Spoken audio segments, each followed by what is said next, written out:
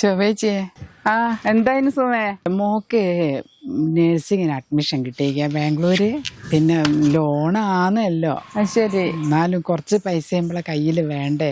അടുത്ത് എന്തെങ്കിലും കുറച്ച് പൈസ ഉണ്ടോന്ന് ചോദിക്കാൻ വന്നതായിരുന്നു ഞാൻ. കുറി കിട്ടാനുണ്ട്, കിട്ടിയാൽ ഞാൻ വേഗം അങ്ങ് തരുന്നുണ്ട്. 2 പെൺകുട്ടികളല്ലേ എനക്ക്. ഇനി എന്തിനാ ഓലെ എങ്ങനെ പഠിപ്പിക്കുന്നത്? ഇവിടെ പിന്നെ 2 ആൺകുട്ടികളാ. ഓലെ പഠിപ്പിച്ചാലും എത്ര വലിയ കോഴ്സ് ചെയ്യിച്ചാലും ഓല് ഇവിടേക്ക് തന്നെയാ കൊണ്ടുവരിക.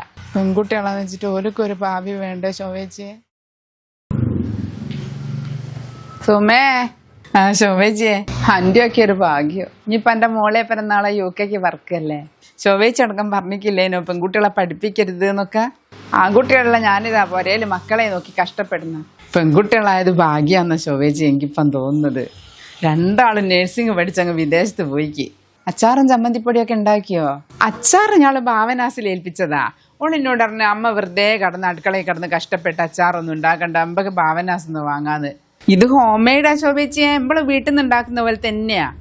ശോഭേച്ചി, മോൻ അടുത്ത ആഴ്ചയല്ലേ ഗൾഫിൽ പോകുന്നത്. നിങ്ങൾ ഇനിയിപ്പൊ എപ്പ അച്ചാറുണ്ടാക്കാനാ? മക്കളെ നോക്കി കഷ്ടപ്പെട്ട് അച്ചാർ ഉണ്ടാക്കണ്ടേ? നിങ്ങള് ഭാവനാസിന്ന് വാങ്ങിക്കോളി അച്ചാറ്. ആയിക്കോട്ടെ, ഞാൻ പോട്ടെ എന്നാല്. ആയിക്കോട്ടെ, ഇനി എപ്പോഴേം കാണാം.